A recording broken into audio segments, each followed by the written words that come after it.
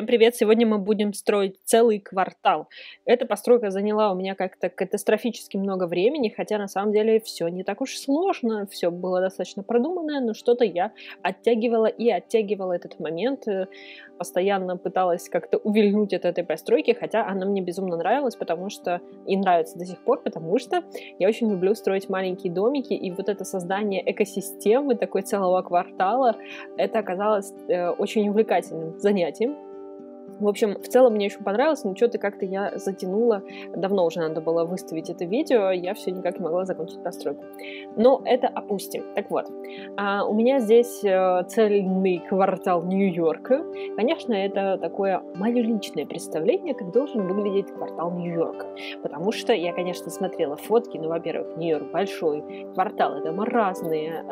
Есть бедный, богатый, есть фэшн, есть рабочий, все такое. В общем, это такое что-то усредненное нью-йоркское в моем представлении, потому что я запихнула здесь все, что, как бы, я думаю, что могло бы быть в этом квартале. Собственно, поэтому есть два небольших таунхауса жилых на несколько квартир, есть прачечная, есть такой, типа, ну, не старинный дом с часами, но такой, типа, более старший дом, что-то такое, каменный, с кофейней-библиотекой или книжным магазином, что-то такое. Также есть, конечно же, вагончик с кофе, как без этого. Нью-Йорк без кофе — это как бы очень странно. Без кофейного стаканчика. Дальше есть фэшн-магазин. Да, всего один на самом деле. Какой-то тут в основном у меня еда, вкусняшки. Как бы, ну, вот так вот получилось. Так вот, всего один магазин, по соседству у него идет бар. Я вообще, на самом деле, его не собиралась делать, но в общем, пространство пустовало, поэтому я решила все-таки заполнить его именно таким вот баром, достаточно симпатичным. Он такой темненький, с небольшой такой платформой типа сцены для стендап-комиков, возможно, не знаю, или для каких-нибудь вокалистов. В общем, он такой тесненький, маленький, темненький.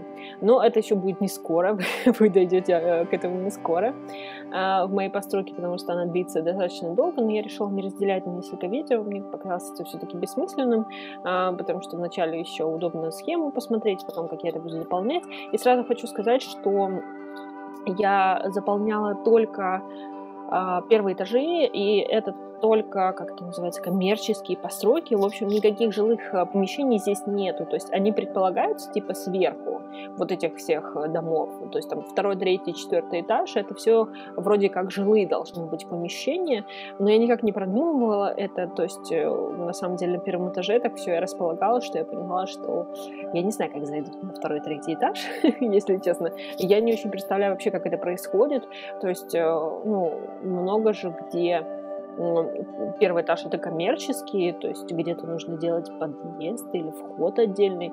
Короче, я этого всего не продумала, мне это было не принципиально, мне хотелось создать больше атмосферу, вот эту наполненность улицы.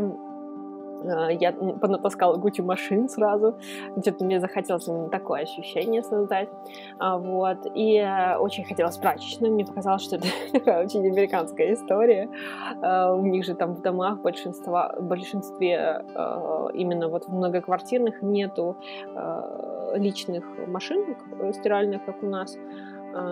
И они все либо типа на первый этаж ходят, где у них есть общая прачечная, но если дом этим не обеспечен, то они уходят в общественные прачечные.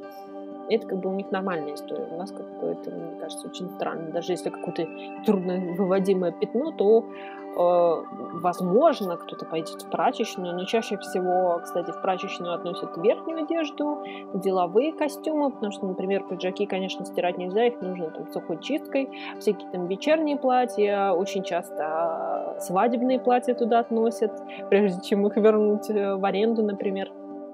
В общем, вот эти вещи чаще всего чистят в химчистках у нас, а они, мне кажется, все. Футболки, трусы, носки, все, что попадается под руку, потому что где в другом месте стирать. Так вот, поэтому я решила, что все-таки прачечная у них будет. А, у них, кстати, еще есть типа маленькая смешная пекарня. Вот. Я же говорю, что все о еде. О еде у меня очень много здесь еды.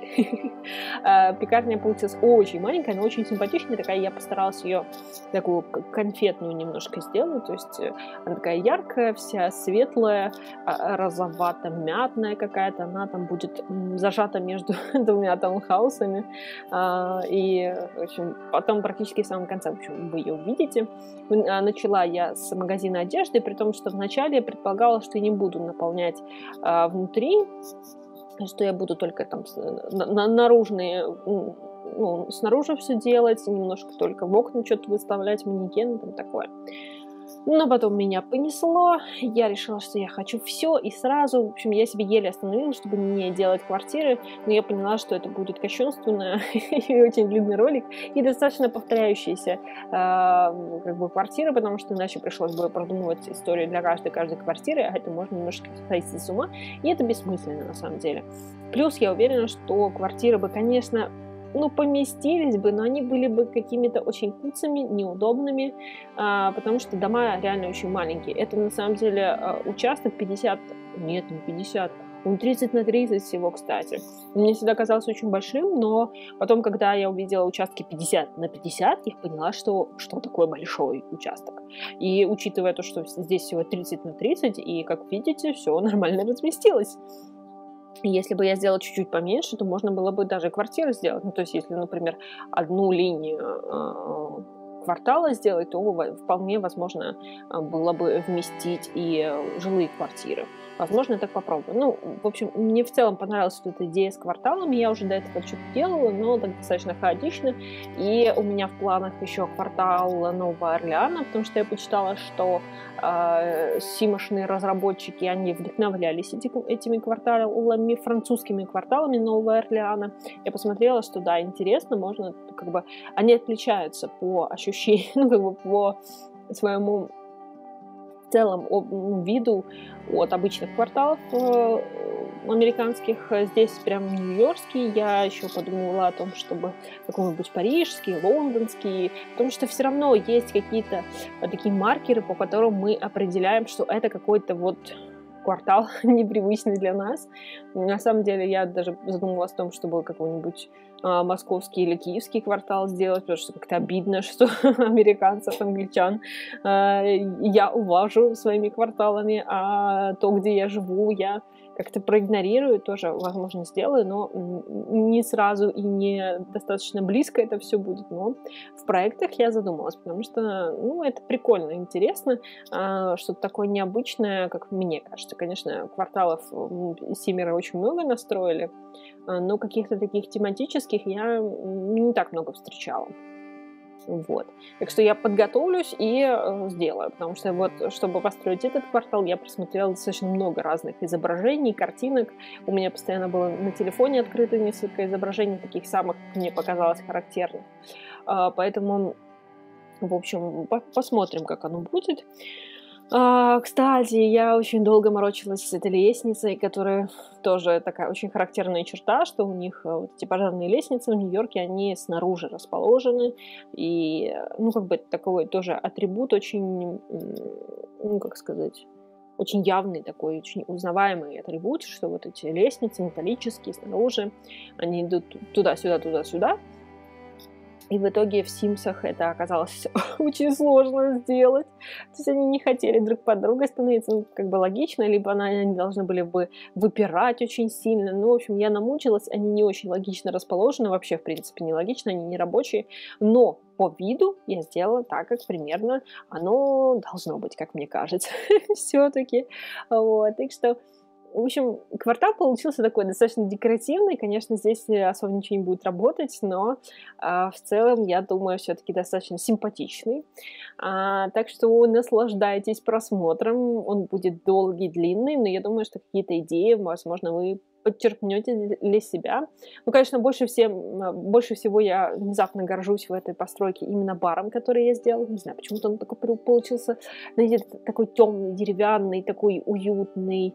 Ну, в общем, что-то в нем такое есть, что мне очень сильно понравилось. Я бы с удовольствием туда сходила, хотя я, в принципе, не ходок по барам. Я даже не помню, когда последний раз была. Но в своих мечтах я бы сходила в такой бар. Ну, вот. И, конечно же, у меня тут и есть еще лапшичная, я не смогла упустить этот шанс и сделать еще лапшичную. Я практически везде и всегда теперь ее делаю. Не знаю, я в принципе, фанат лапши, и когда она здесь появилась, я теперь не могу упустить этот шанс. Но это такая дань китайскому кварталу, который есть, и, конечно, там отдельный квартал, он выглядит абсолютно как отдельная вселенная. Кто видел там фотографии или на видео попадало, это вообще что-то такое абсолютно другое. Это, в общем, абсолютно другой мир и интересный. Так что, возможно, его попробую. Я не знаю, как оно пойдет, как оно получится, но, надеюсь, вам понравится. Так что, если хотите все это увидеть, если хотите увидеть новые серии «Пекарни» и «Старшей сестры», которые я сейчас прохожу, подписывайтесь обязательно, ставьте лайк и приятного просмотра!